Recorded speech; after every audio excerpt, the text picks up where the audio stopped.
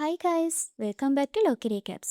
අද අපි බලන්න යන්නේ You I Love කියන 2018 අවුරුද්දේදී රිලීස් වුණ ජැපනීස් මූවි එකක්. නිකමට හිතන්න, ඔයාව සත පහකට ගණන් ගන්නේ නැති හැම තිස්සෙම ඔයාට වද දෙන ඔයාගේ ආඩම්බරකාර හොඳම යාළුවා ඇත්තටම හිත යටින් ඔයාට පිස්සුවෙන් වගේ ආදරය කරනවා නම් වෙන කොල්ලෙක් ඔයා දිහා බලද්දි ඊර්ෂ්‍යාවෙන් පුපුරන ලස්සන කොල්ලෙක්ගේ කතාවක් තමයි අද අපි අරගෙන ආවේ.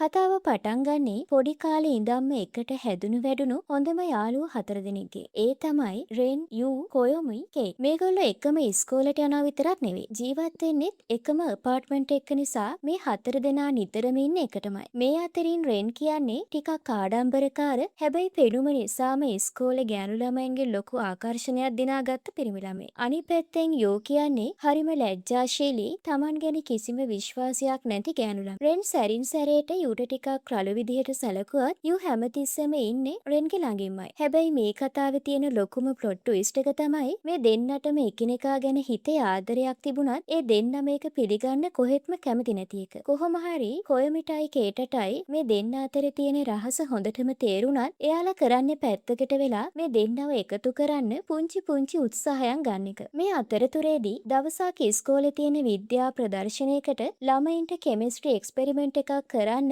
කණ්ඩායම් හැදෙන්න සිද්ධ වෙනවා. යූ කියන්නේ ඇත්තටම ගොඩක් ලස්සන ගෑනු ළමයෙක් නිසා පිරිමි ළමයි ගොඩක් ඇවිත් එයාට කතා කළත් එයා ඒ හැමෝම ප්‍රතික්ෂේප කරන්නේ එයාට ඕනේ කොහොම හරි රෙන් එක්කම එක්ස්පෙරිමන්ට් එක කරන්න නිසා. ඉතින් විවේක වෙලාවේදී යූ Tamanගේ උපරිම ධෛර්යය අරගෙන ගිහින් රෙන්ගෙන් අහනවා එයාගේ පාර්ට්නර් වෙන්න පුළුවන්ද කියලා. රෙන් ටිකක් ගණන් උස්සලා මන් නැතුව ඔයාට මේක කරන්න බැහැනේ වගේ කතාවක් කියලා කැමති වුණත් ඇත්තටම එයා හිටියේ යූ එක්කම මේක කරන්න බලාගෙන. ඔන්න ඉතින් ප්‍රදර්ශනයේ දවසත් උදා වෙනවා. එදාට රෙන්ට හොඳටම සනීප නැති වුණත් කේට එපා කියද්දි රෙන් ඉස්කෝලේ එන්නේ යූවේ දවස එනකන් ගොඩක් ආසාවෙන් බලන් හිටපු නිසා එයාව තනි කරන්න බැරිකමටමයි. රෙන් එයාගේ ලැබ් කෝට් එකක් දාගෙන විද්‍යාකාරයට එද්දි එතන හිටපු ගෑනු ළමයින්ට නම් පිස්සු වගේ. මේ අස්සේ රෙන් එක්ක මේ පර්යේෂණය කරන්න යූ ඉන්නේ හරිම ගැහි. හැබැයි ඉතින් වැඩේ කියන්නේ කලබලෙන් එක්ස්පෙරිමන්ට් එක කරන්න ගිහින් යූ අතින් අත්වැරදීමකින් රෙන්ගේ දකුණු අත පිච්චෙනවා. මේ සිදුවීමත් එක්ක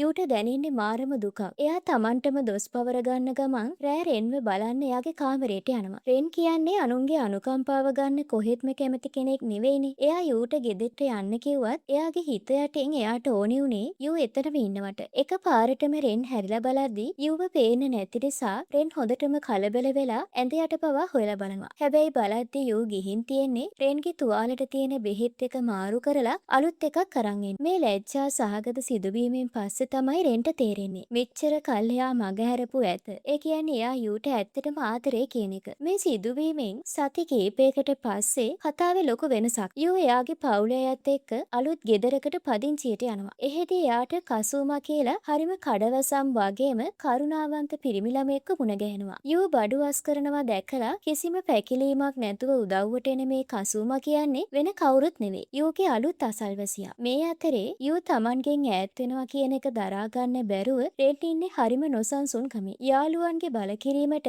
කොහොම හරි රෙන් යූව බලන්න ගියත් එතෙන්දී යූයි කසූමයි ගොඩක් කිට්ටුවෙන් කතා කර ඉන්නවා දකින රෙන්ට ඇති වෙන්නේ පුදුම ඊර්ෂ්‍යාවක්. කිසිම හෙවිල්ලක් බැලිල්ලක් නැතුව කසූමගේ අතේ තිබුණු පෙට්ටිය උදුර ගන්න රෙන් එතනින් යන්න කියලා කසූමට කියද්දි ඒක ලොකු රණ්ඩුවකට පෙරලෙනවා. මේ අස්සේ යූ ඉන්නේ මොනවා කරන්නද කියලා හිතා ගන්න බැරුව. අන්තිමට රෙන්ට හොඳටම කේන්ති ගිහින් එතනින් යනවා. ඊළඟ දවසේ උදේ යූ ගිහින් රෙන්ගෙන් සමාව ඉල්ලන්න හැදුවත් රෙන් කේන්තියෙන් යූට බැනලා කියන්නේ එයා කොල්ලොපස් යන ගෑනු ළමයි කියලා. කලින් දවසේ වුණු කිසි දෙයක් නොදන්න කොයමී කේටයි මේව දැකලා පුදුම වෙනවා. ඒත් එදා රෑ රෙන්ට යූව මතක් වෙන නිසා එයාට කෝල් එකක් ගතත් යූ ආන්සර් කරපු ගමන් කලබල වෙන රෙන් වැරදි අංකයකට කෝල් කළා වගේ රඟපාලා ෆෝන් එක තියෙනවා. මේවා දකින යූ ඉන්නේ රෙන්ගේ මේ අමුතු හැසිරීම ගැන හරිම ව්‍යාකූල තත්ත්වයක. මේ අතරතුරේ තමයි යූගේ අම්මා ලොකු සර්ප්‍රයිස් එකක් දෙන්නේ. යූගේ අලුත් ස්ටඩි ටියුටර් විදිහට අම්මා ගෙන්නලා තියෙන්නේ කසූමව. ඉස්කෝලේ ඉන්න දක්ෂම ළමයෙක් වෙන කසූමත් එක්ක පාඩම් කරන එක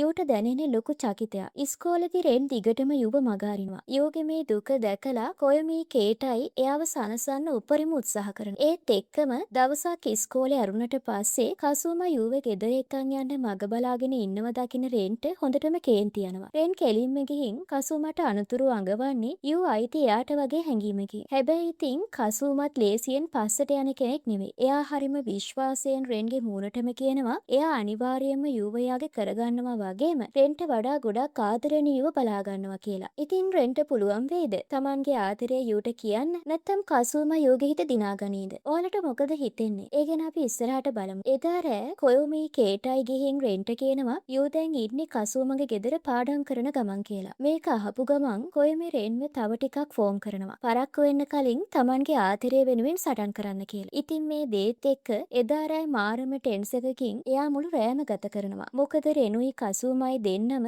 යූට අසයින්මන්ට්ස් වලට උදව් කරන ගමන් අනිත් කෙනාට වඩා තමන් කොච්චර හොඳද කියලා පෙන්වන්න ලොකු තරගයකට වැටෙනවා. මේ අතරතුරේදී තමයි කසූමගේ නංගි මිකා එයාගේ අයියාගේ ෆෝන් එක දෙන්න එතනට එන්නේ. හැබැයි මිකා රෙන්ව දැක්ක ගමන් එයාටත් රෙන් ගැන ලොකු ක්‍රෂ් එකක් ඇති වෙනවා. කොහොම හරි මිකා එතනින් ගියාට පස්සේ ආයෙමත් අර තරඟකාරී වාතාවරණය එතන හැදෙනවා. පාඩම් කරන ගමන් රෙන් පුරුදු විදිහටම යූට විහිළු කර කර වද දෙන්න ගතම මේක කොහෙත්ම දිරවන්නේ නැති කසූමා මැද්දට පැනලා කියනවා රෙන්ගේ මේ හැසිරීම නිසා තමයි යූට තමන් ගැන කිසිම විශ්වාසයක් නැත්තේ කියලා. මේ කතාවත් එක්ක ආයෙමත් කේන්ති ගන්න රෙන් එතනින් යන්න යනවා. මේ සිදුවීමත් එක්ක යූ හොඳටම කලබල වෙලා ඉදී කොයමි ඇවිත් එයාව සනසනවා. ඊට පස්සේ කොයමි කසූමව පැකට කතා කරලා කියනවා රෙන්ගේ යූගේ සම්බන්ධෙට මැදින් පනින්න එපා කියලා. ඒ වුණාට කසූමා ඒක සීරියස් ගන්නේ නැතුව කොයමිටත් පොඩි විහිළුවක් කරනවා. ඊළඟ දවසේ වෙනස්ම ජාතිය සිදුවීමක් වෙනවා. වෙන පන්තියක ගෑනු ළමයෙක් ඇවිත් රෙන්ගෙන් අහනවා තනියම කතා කරන්න පුළුවන්ද කියලා. රෙන්ට මේ එන්නේ මොකාටද කියලා කලින්ම තේරුණු නිසා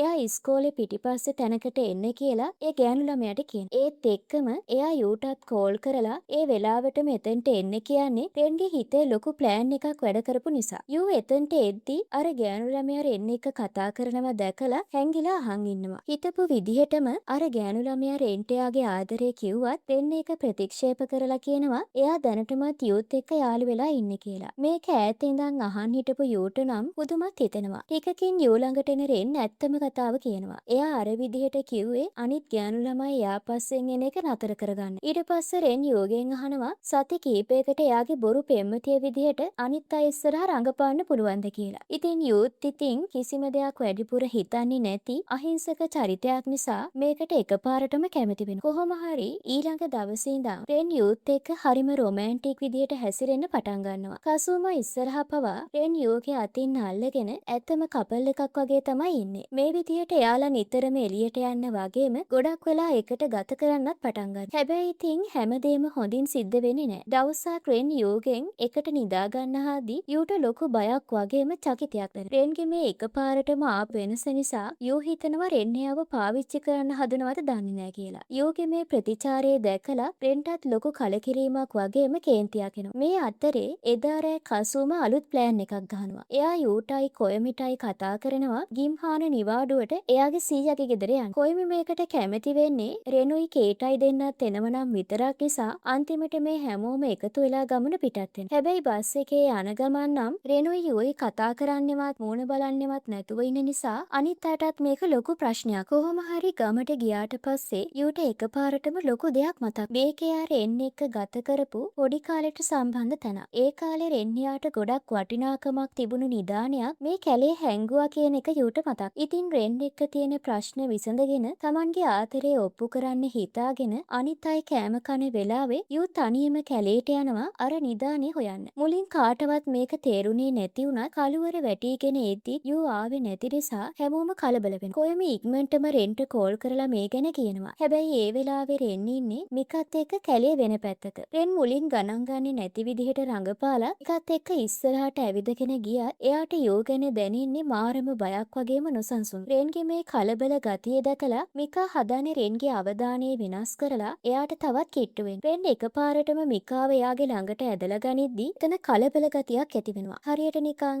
ඒ දෙන්න කිස් කරන්නයි යන්නේ වගේ. හැබැයි ඒත් එක්කම ඇහුණු සද්දයකට හැරිලා බලද්දි එතන ඉන්නේ යූ. මේක දැකපු යූගේ මුළු ලෝකෙම කඩාගෙන වැටුණා වගේ එයා ඉන්නේ ගොඩක් ලොකු කම්පනයකින්. යූ මේ ඔක්කොම දැක්කා කියලා තේරුණු ගමන් රෙන් ඉක්මනටම එයාගේ උදව්වට දුවගෙන එනවා. හැබැයි යූ දැන් ඉන්නේ මාරම ඊර්ෂ්‍යාවකින් වගේම ලොකු වේදනාවකින්. ඒ නිසා එයා රෙන් එක හරිම රළු විදිහට කතා කරලා හදවතක හැඩේ තියෙන ගලක් ගැන මොනවදෝ කියාගෙන එතනින් යන්න යනවා. රෙන්ට කිසිම දෙයක් හිතාගන්න බැරුව එතනම ගල් ගහලා වගේ ඉන්නවා. ටික වෙලාවකින් කසූමා කොයමි සහ කේට යුව හොයාගෙන කැලේට එද්දි රෙන් එයාලට කියනවා ඒක එයාට බලා ගන්න දෙන්න කියලා. මොකද යූ අර කියපු හදවතක හැඩේ තියෙන ගල ගැන රහස දැන් රෙන්ට හොඳටම තේරිලයි තියෙන්නේ. ඒ ගල කියන්නේ එයාලගේ පොඩි කාලේ මතකයක් වගේම රෙන් හංගපු නිදානේ හොයාගන්න තියෙන ලොකුම ක්ලූ එකක්. රෑ වෙලා තිබුණත් යූ තාමත් තනියම කැලේ අර නිදානේ හොයනවා. කොහොම හරි අන්තිමට රෙන් යූව හොයාගෙන අර හදවතක හැඩේ තියෙන ගල ළඟට එනවා. මේ වෙලාවේ නම්